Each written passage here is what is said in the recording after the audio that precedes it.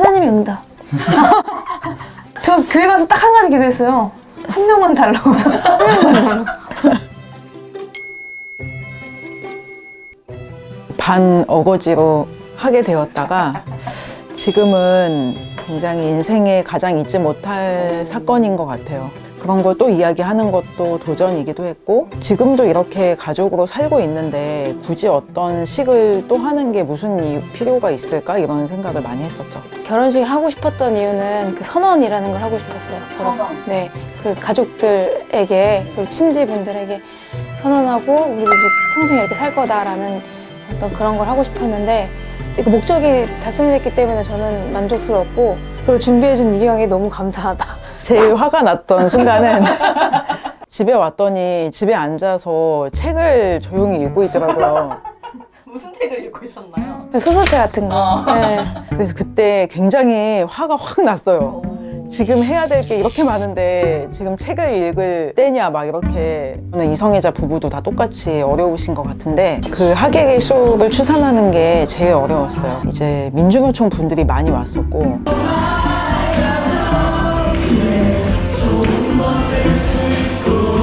그다음에 퀴어 커뮤니티는 거기에 이제 올해 또 몸담고 있어서 많이 오셨었고,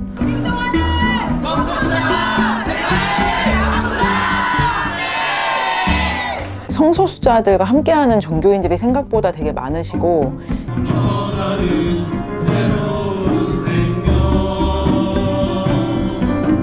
400명 정도 넘게 오셨던 것 같은데 사실 다들 너무 기뻐했고, 안 울려고 했는데 서로 막 너 그렇게 울면 너무 사연 있는 사람 같다 하면서 막 욕을 막 하면서, 그냥 두 부부만의 결혼이 아니고 이게 그 연결됐던 느낌이 되게 좋았다고 해주셨고, 언제든 헤어질 수 있는 사이였지 않았을까 싶어요. 가족주의적이라서 뭔가 그런 게 되게 원했던 것 같아요. 저희 엄마가 하나를 엄청 예뻐해요. 직접적으로 연락해서 놀러 가자고 한다거나 막. 네, 어머니 바로 연락했어요.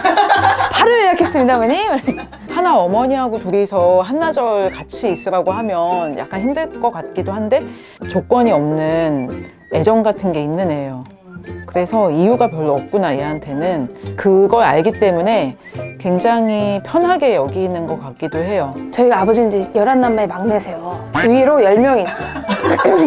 거기들이 다 같이 모여있는 단톡방이 있는데 거기에 하나 결혼한다고 올리신 거예요. 단톡방에 몇 명이지? 한 50명? 50명 넘지. 왜냐면 그분들의 자녀분들의 자녀분들까지 있으니까.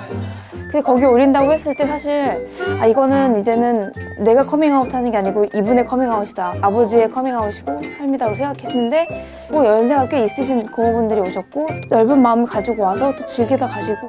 근데 하나가 결혼식 다음 날 이제 고모였지? 셋째 고모하고 전화하면서 막 펑펑 우는 거예요. 셋째 고모를 너무 아끼고 어려서부터 사랑했는데 한 번도 이야기를 못 했었는데 이걸 이제 계기로 해서 고모가 이제 알게 되고 축복을 해주니까. 그래서 이제 울면서 내가 하고 싶었는데 말 못했다고 얘기를 드렸죠. 네가 행복하면 됐다, 괜찮다, 고모가 못 간 거 너무 미안하다라고 말씀하셨어요. 저는 사실 이경을 어떻게 처음 알게 됐냐면 그 하나님과 만난 동성애라는 그 책을 읽고 거기에 이제 얘 파트가 네, 이 책인데 이 책의 얘 파트가 제일 슬퍼요.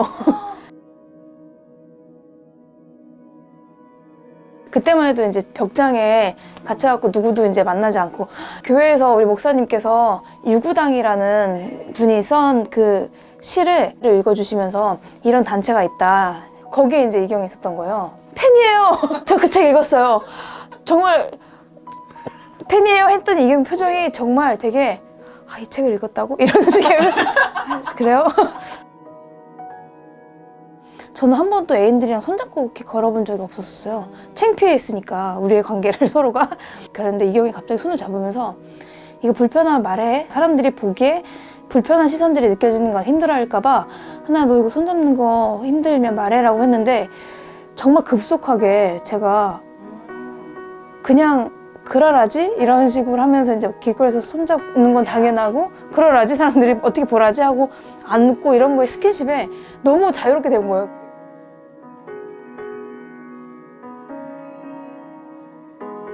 나도 막 사랑하고 싶고 만지고 싶고 길거리에서 막 이렇게 표현하고 싶었는데 그러면 안 된다고 생각했던 게 그냥 표현이 막 됐던 것 같아요.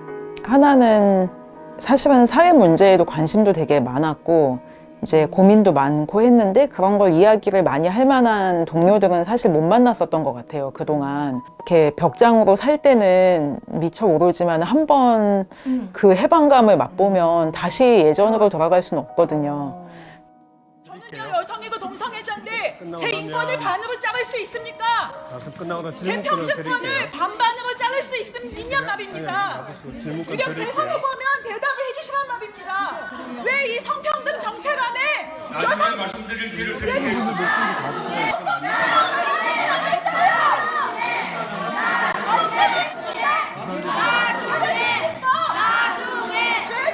저는 사실 그 영상을 보는 순간 아 우리 이경이 되게 긴장하고 있구나 두려워하면서의 어떤 그런 어떤 모습들이 있어요. 이날 전화가 왔는데 이경이 정말 너무 힘들어하더라고요. 그 이후에 받았던 욕과 그때는 그렇게 큰 주목과 그리고 그런 손가락질을 받았던 거에 애가 너무나 위축되어 있는 거여서 야 그렇게 생각하면 안 돼. 아주 잘했어. 야 이거는 이건 역사적으로 남을 거야. 너는 아주 잘했어. 그 나중에 말하는 그 사람들도 참 하나님의 역사하십니다. 라는 생각을 했었어요. 그 오래된 이슈잖아요, 성소수자 운동에. 근데 이거는 되게 중요한 요구이고 중요한 운동이다. 이거는 아주 예전부터 많은 성소수자들이 이 제도가 인정이 안 됨으로 인해서 뭐 다운표 이등시민 아니면 차별적인 위치에 놓인다고 늘 많이 생각을 해왔고 실제로 삶에서도 선택할 수 있는 제도가 되어야 한다, 누구든. 나중에 이제 우리가 누구 한 명이 떠나서 재산이 남겨져 있을 때 이게 이 친구에게 과연 갈까? 지금 우리 가족들이 얘를 인정하지만 과연 제도가 보장해주지 않는데 그렇게 전격적으로 인정해 줄까?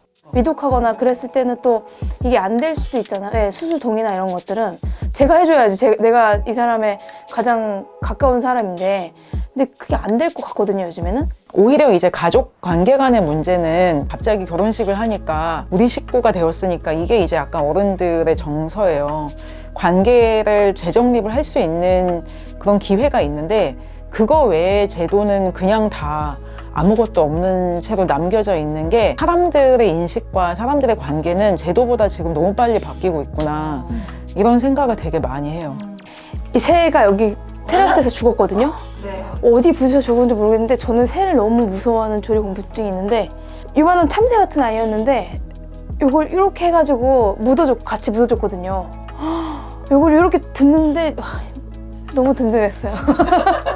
그 김하나가 있으니까 사실 용기가 많이 났던 것 같아요. 그동안 행여나 잘못돼도 뭐 얘가 있으니까 이런 생각을 하죠.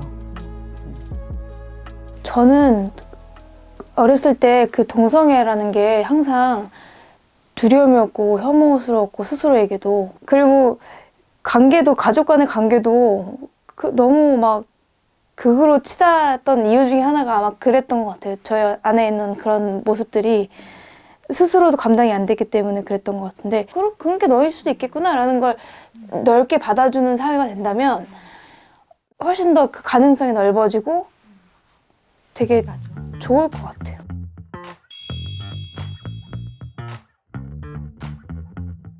레디는 왜 레디죠, 이거? 레즈비언 디스커버리. 생각지도 못했죠? 원래 캠핑카를 만드는 게 사실 해보고 싶었던 제 버킷리스트 중에 하나였는데 이경이 처음에는 네가 어떻게 캠핑카를 만드니? 제가 계속 이제 유튜브로 이거 진짜 만드는 사람들이 있다.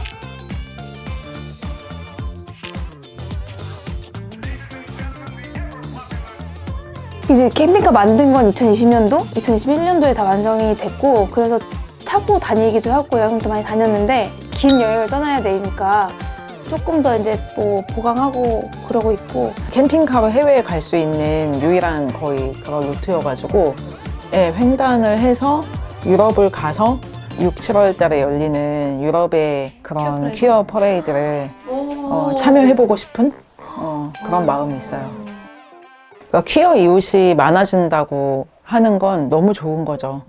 성소수자들이 어떻게 살고 있는지 이런 걸 성소수자들도 사실 잘 몰라요. 왜냐하면 성소수자로서 내가 어디까지 살 수 있는지, 어떤 관계를 어디까지 맺어볼 수 있는지, 어떻게 성공하고 실패할 수 있는지 이런 걸 겪어보기에는 좀 지금 세상이 그 허용을 안 해주는 게 너무 많아가지고 잘 몰라요, 성소수자 자신도. 근데 그걸 빼앗기고 산다는 거는 좀 슬픈 일이거든요.